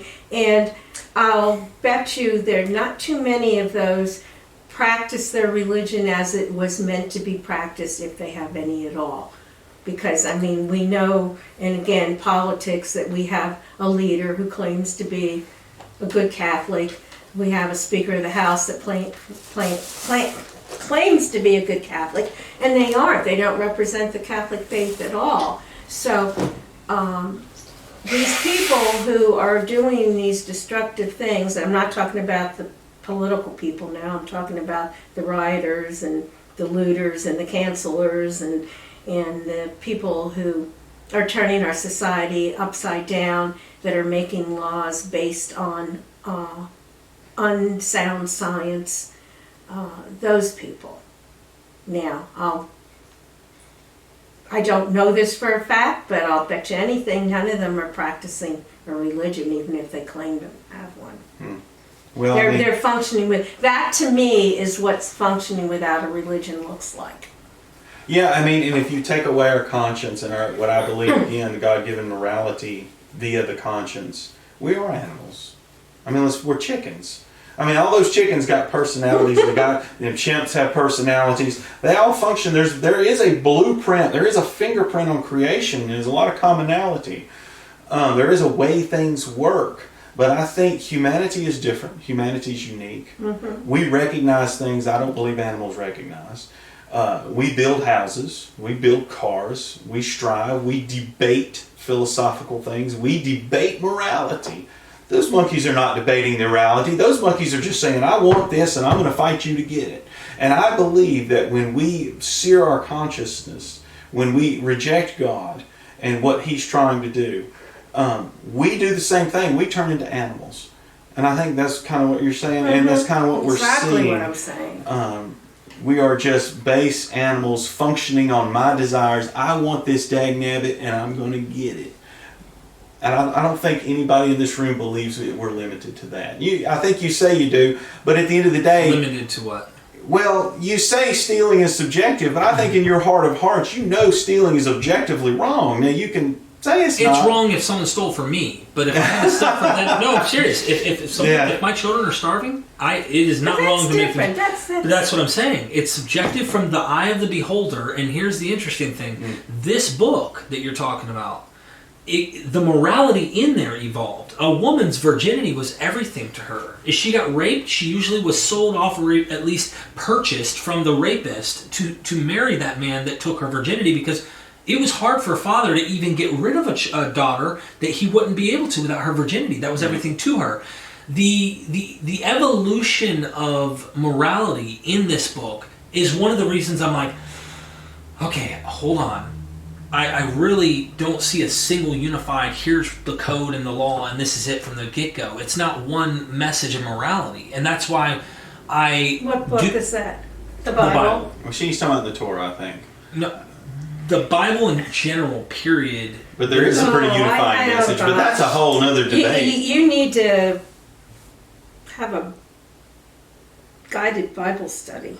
Well, I've had quite a few. I think he's very educated. I think what he's saying is based on a lot of reading. But what I'm saying is, I think there is unified. Yeah, we can pick out little parts in here where there's vagaries, but it's pretty clear that stealing's wrong, fornication's wrong, adultery's wrong, homosexuality is wrong. Those things are pretty clear. Here's the thing: if a man raped a woman, and this is not only in the Bible, this is in the ancient Near East. This is found in the Hammurabi codes, the Hittite laws, everything. A man rapes a woman, takes her virginity. He's a rapist. Today we might call him a pedophile, because this is probably a 13-year-old girl, 12-year-old girl, or something that's usually raped. The father usually would take the money from the man. Here's the cost of your daughter. That pedophile would end up becoming the husband of this girl. In the ancient world, that was okay. That was normal. That still happens. Well, it's not as common. We have laws now that say not in this but country, the Bible, but they don't have it in other countries. And I would say those are obviously less. They haven't come to the standard that we now see as a better, and I like to say, evolved standard. Well, I'm going to go back and read that and make sure I understand it. But from what I understand, and again, I think we're getting a little off topic, but I don't mind responding to it. It's morality. It's morality, but there's several scriptures where rape is clearly wrong. But if he humbles a woman, if they have sex outside of marriage, then you see some of those rules come into place. Do you remember Abraham? Abraham and his sons went to they crossed paths with another tribe that was local. One of the princes, the sons of that household, raped the daughter. The brothers killed them, but before they do, the husband or the father, Abraham, said, "Look, now your men must convert to our religion and become circumcised. Yeah, you raped my daughter, but yet you now need to convert to our God and become part of us." That rape initiated a response where they were both going to now become family. Well, you raped her. Okay, the brothers were pissed. They ended up killing her. To be fair, though, that was pre-law, and that would have been. I'd have killed him too. Yeah, and to be fair, that does just something's in the Bible doesn't mean God endorses it. I mean, you know that. All I'm saying is the laws though that are established in there. They change. They're not all the same. What's found in Leviticus. This is part of the documentary hypothesis. That's not. Like the common Christian don't actually agree with this, that there are different sources that are utilized to create the Tanakh or the Torah, the Pentateuch. And when you look at that stuff really carefully, you realize it's not the same story. Like, who was Moses' stepdad or father-in-law? He had two of them. It wasn't one guy. Now, people kind of try to harmonize. Three if you take... Jethro, Reuel, and Hobab. And all I'm getting at, and I don't want to get lost, because that would be getting us lost, is that the moral laws found in the ancient Near East, including the Bible, aren't the same of what we would socially accept even as a Christian. A hardcore Bible-believing Christian would say, I don't agree with that standard. I don't agree with what that is. one would have to say, well, God used man's laws and allowed in those pericopes to be what's okay. I would personally expect God to know the future and say, owning another human, doing this has never been right, and let me put that in this commandment, don't practice this at all. It's never been there till finding out later on we start realizing as society goes, that's not good. And today we're starting to realize when you start to be too disciplinary on children, for example, that can be harmful. Not enough conversation, like a father should sit down and you might have to pop a kid. Not hurt him, but pop a kid and say, hey, don't do that. Yeah. But when you go to spare the rod, spoil the child on a kid, a lot of times there can be psychological damage. Now that's up as Dwight Schrute But on The Office. But let's remember, what did God say when Jesus was speaking to the folks? He said, originally from at the beginning it was not so, but the law of Moses gave you a handwriting of a divorcement because of the hardness of your hearts. And that's earlier what I was talking about when I said God's working within our frailty. I see that in what you're saying is, these things make sense. I don't think God is for slavery. But I think He knows us. And for whatever reason He chose to do it this way. I could pretend to be Him and decide, but I don't know. But I do know that He said, well, since they're going to do this stuff, and I have precedent within the Bible to believe this, because of what Jesus said. Free will or something too. Well, yeah, He says because of the hardness of your hearts. God knew that these people were going to act this way, so let's create a welfare system, because among the Jews that's kind of what it was. When you sell yourself to your brother, it was sort of like an internal Israel welfare system. Now, how they dealt with other people, that was different. Right. That was different. And I'm not saying all that was right, but there's God... all sorts of stuff. Exactly, yeah, exactly. I agree. And look, I respect that. I'm just saying where I'm coming from. That's all. I understand, and your moral compass and code, I absolutely respect, and I get it.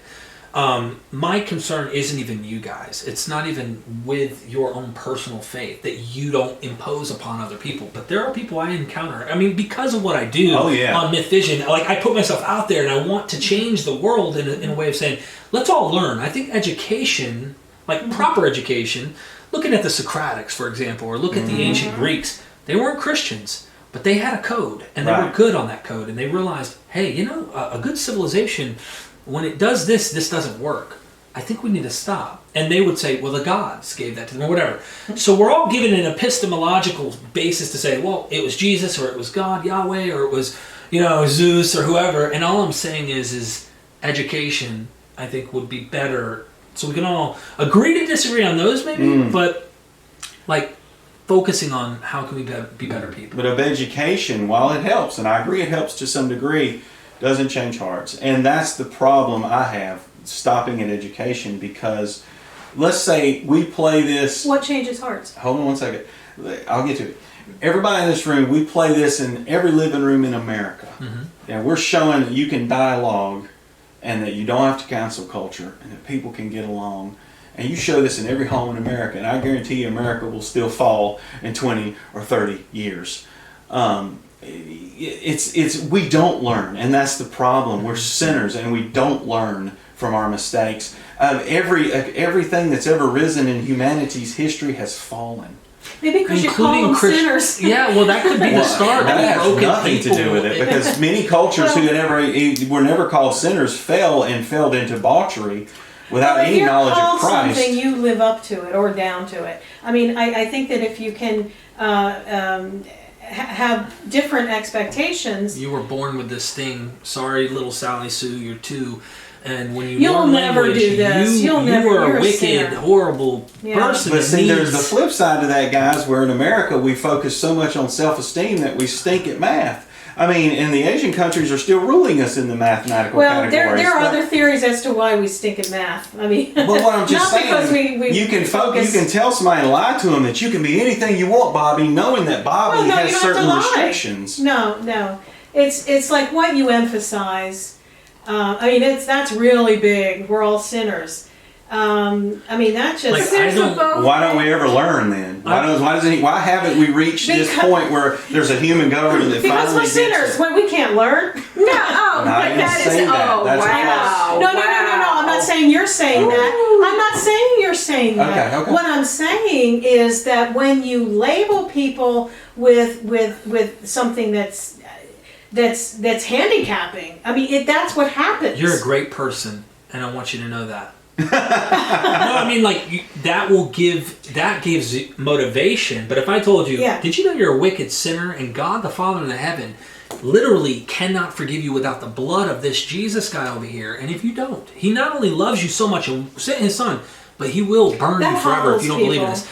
Every other culture in the world has never taken that. They're all cooking in hell right now if they don't accept this. You're cringing. You don't believe that when you label people with something negative. I believe there's a both and. There's so much going on. I believe there's a both and I think we have to recognize that we are sinners, but at the same time that we can be forgiven, and that and we put our trust in God, and that we can, as we evolve spiritually, we can shed our life of sin and move on. I wonder if we're using like different terms for the same thing, because I can agree with things that you're saying, but I use natural means to get there. Well, because you don't believe in God, but I believe in God, and I believe that we are sinners, and I believe that sin is an offense against God,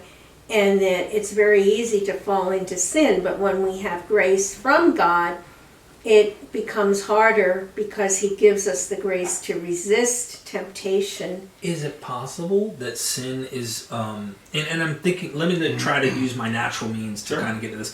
Is it possible that sin, in my worldview, is sin against you guys, sin against myself, which obviously is going to hurt other people? It's both. So I guess what I'm getting at is like, sin is obviously not a good thing. If you ask a Christian, they're like, no, it's not good, right? Mm-hmm. If you asked me what would be sin, are you harming another human being? Are you harming your wife, your spouse, your kids? If you're harming somebody, right, including yourself, right, because the sin against the commandment of "Thou shalt not kill" includes suicide, which is harming yourself, and the lesser sin of suicide would be doing things, overeating, undereating, right. And so there's degrees of sin, greater or lesser. But there seems to be more of a sense of, oh, you're breaking a commandment rather than you're hurting. You know, like the concept, what you're doing wrong is wrong because it's doing something bad. Well, I mean, you know, like it's not about obeying. It's about. If you sin against someone, can you go to your priest and then ask, God for forgiveness, and not go to that person and actually ask them for forgiveness? Well, it depends on and that's a very good point, and that's called thinking restitution. Right. And it depends. Sometimes it would not, like you said about stealing. You're stealing a loaf of bread is okay. For your family. No. Okay, but it's like I would do it. But it is. It is. No, but if going to that person would cause more harm, no, that wouldn't be the answer. Right. But if it would help them, the situation, yes, you should, and that's restitution.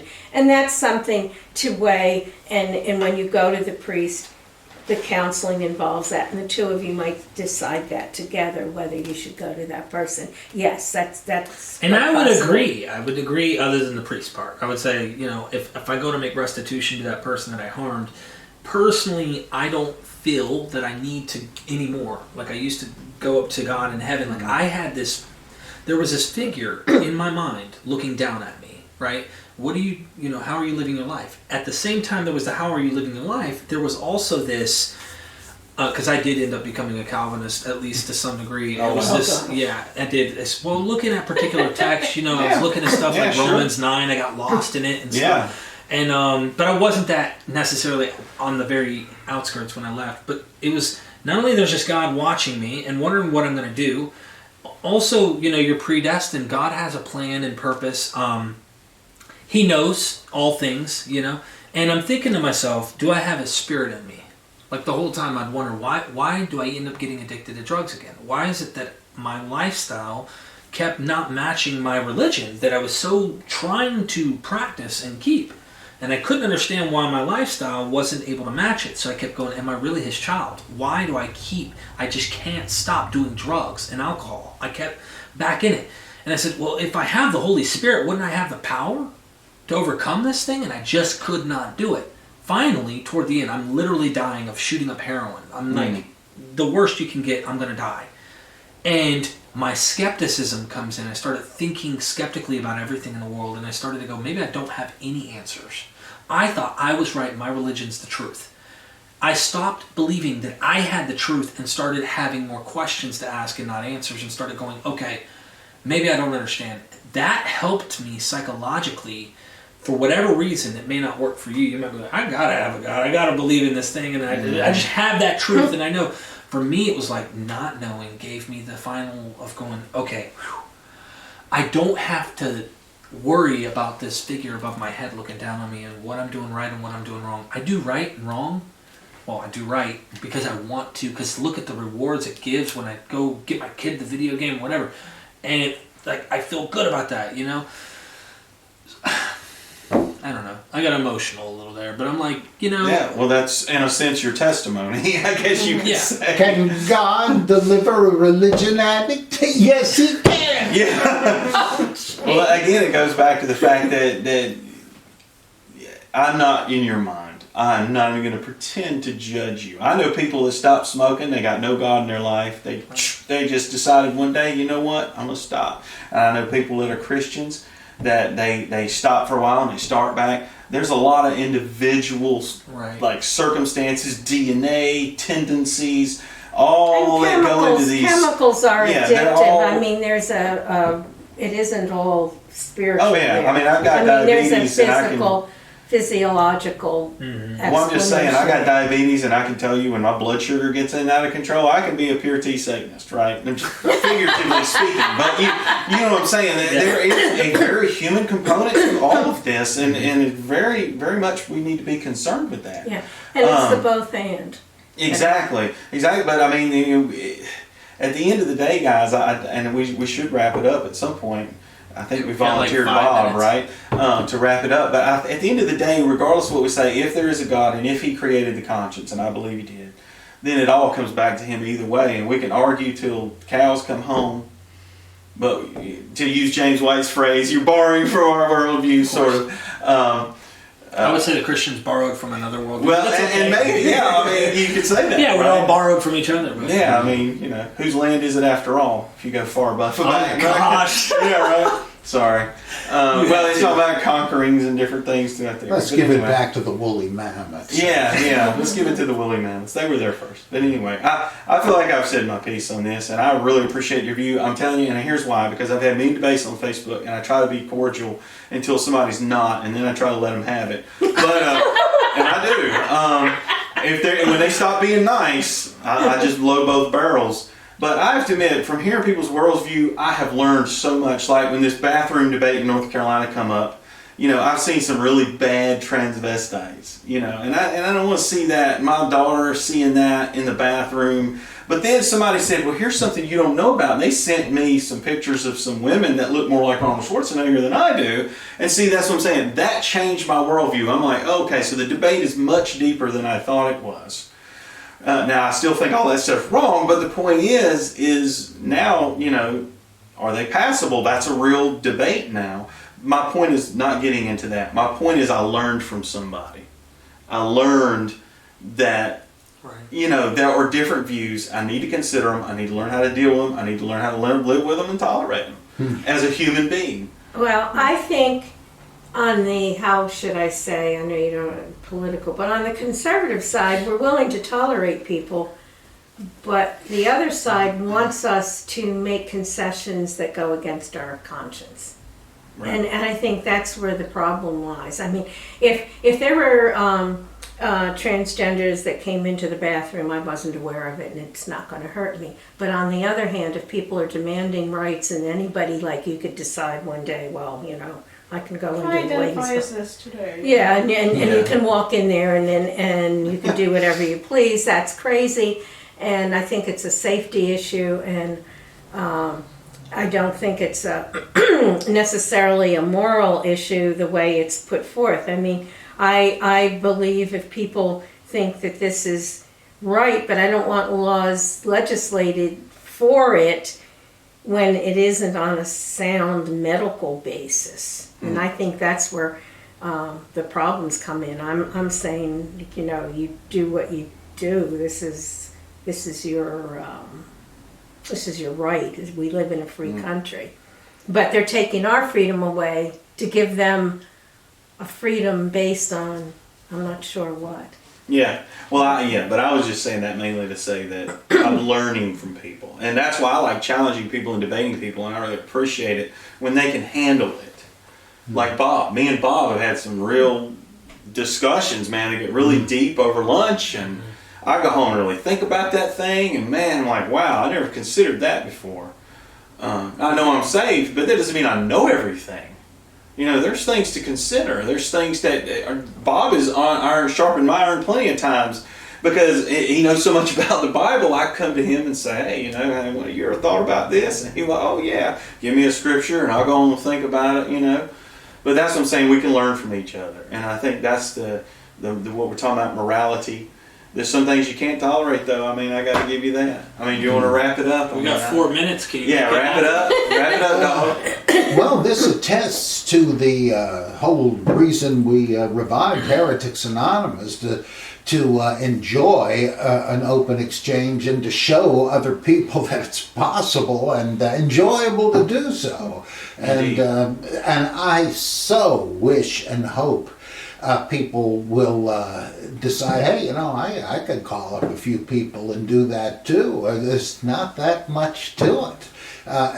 So please do. And we ought to be having another one of these in about a month, I guess, right? I hope so. Yeah. I was going to say, last thing time on that note is that I would recommend people do this instead of social media because there is a huge divide.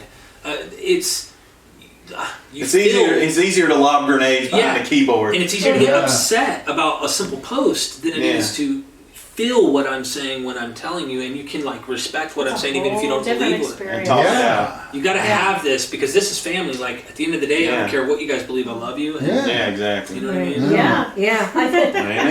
Yeah. You might think I'm wrong, but that's okay. Yeah, I mean, But we'll still be friends. I mean, it makes no difference Indeed. because we're all good. Heretic prayer? No, I'm just kidding. Oh boy. We'll come up with one. Right? I don't know if you're allowed to pray that prayer with We'll us. have to have 2 separate prayers. Remain silent at the first one. like Alcoholics Anonymous, they go, prayer of your own in silence or followed by the Lord's Prayer. And then we always said, Our Father who art in heaven. And some people remain silent and have their own little prayer in their head at the Alcoholics Anonymous. But yeah, it's pretty funny. Bob will be praying to Cthulhu. Yes, I always do. Yeah. Yeah. Cool, guys. But we know who we're praying to. Exactly.